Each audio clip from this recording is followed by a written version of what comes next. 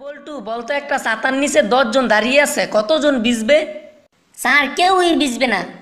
কিভাবে? স্যার আপনি তো বলেননি যে বৃষ্টি হচ্ছে, তাহলে ভিজবে কেন? তো বল্টু, মেয়েদের লজ্জা বেশি না ছেলেদের লজ্জা বেশি? ম্যাডাম অবশ্যই ছেলেদের। কিভাবে? ম্যাডাম সব ফিল্মে মেয়েরা হাফ প্যান্ট পরে কিন্তু ছেলেরা পরে ফুল প্যান্ট। বল্টু তোর কি হয়েছে?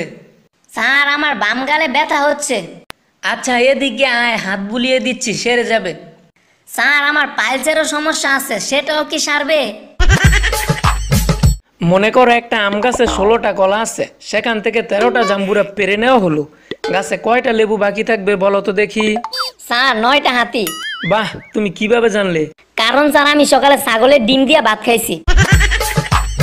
বলো তো বল্টু, তুমি বড় না তোমার বাবা বড়? আমি ম্যাডাম।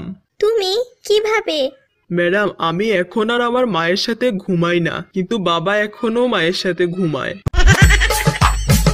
আচ্ছা বল্টু বলতো, টাকা ও জ্ঞান এই দুইটার মধ্যে তুই কোনটা চাস? স্যার টাকা চাই। আমি হলে তো জ্ঞানই চাইতাম। যার যেটার অভাব সে তো সেটাই চাইবে স্যার। তুমি বড় হয়ে কি করবে বল্টু? ম্যাডাম বিয়ে করব।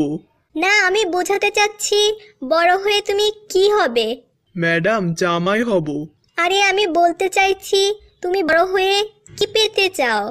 ম্যাডাম বউ পেতে চাই।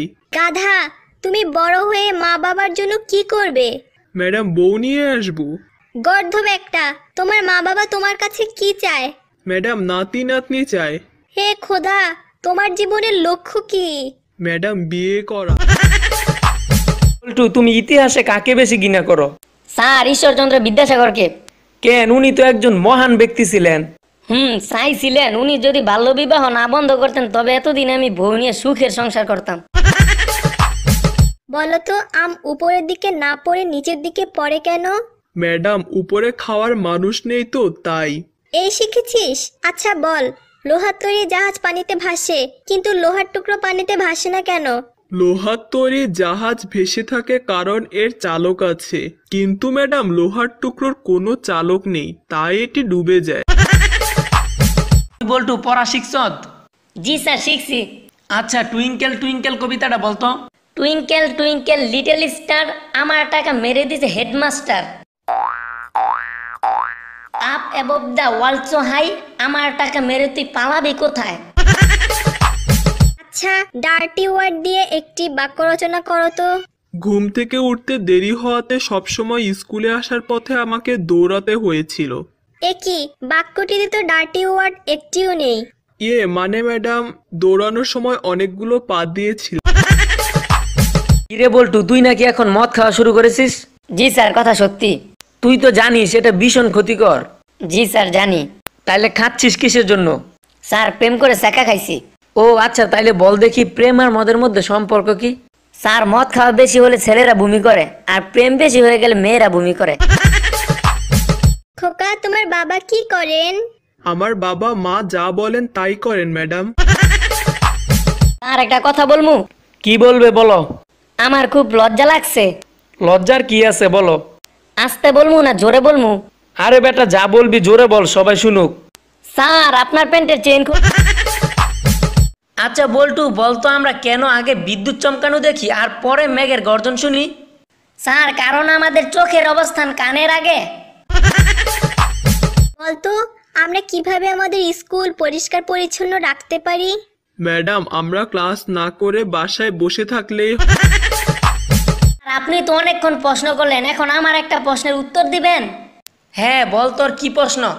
স্যার বলেন তো, আমি হই কিন্তু 2 এর ইংরেজি কি হবে? এটা আবার কি হলো?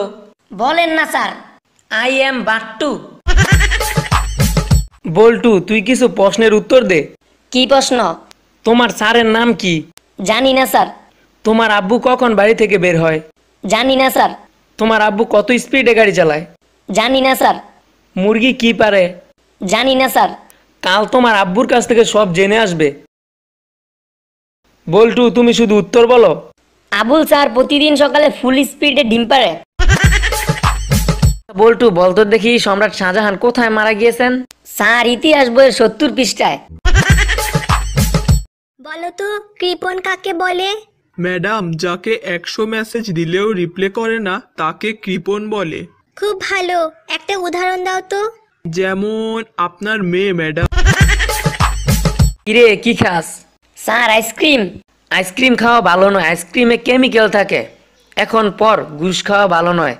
ক্যান্সার ঘুষেও কি বিষাক্ত কেমিক্যাল থাকে নাকি? শোন, তোরা আবার বাইরে গিয়ে বলিস না আমি যে তোদের নকল করতে দিয়েছি। আরে না স্যার, কি যে বলেন, বাইরে যায় কমু স্যার, বহুত হারামি ছিল। শালার পুত পরীক্ষার হলো নড়াচড়া করতে দেয় নাই। বল্টু, তুমি কি জানো লেখাপড়া ছাড়া কখনোই ডিগ্রি লাভ করা যায় না? আমি আপনার সাথে একমত না ম্যাডাম। কেন? ম্যাডাম, থার্মোমিটার তো লেখাপড়া জানে না, তাও তো তার ডিগ্রি আছে। আচ্ছা বল্টু, বলতো উপসর্গ কাকে বলে? স্যার প্রথমটুকু মনে নাই, শেষেরটুকু বলি। ঠিক আছে, তুই তাই বল। তাকেই উপসর্গ বলে। আচ্ছা বল্টু, ইংরেজিতে অনুবাদ করতো মেয়েটি নিচে দাঁড়িয়ে আছে। Sir miss understanding.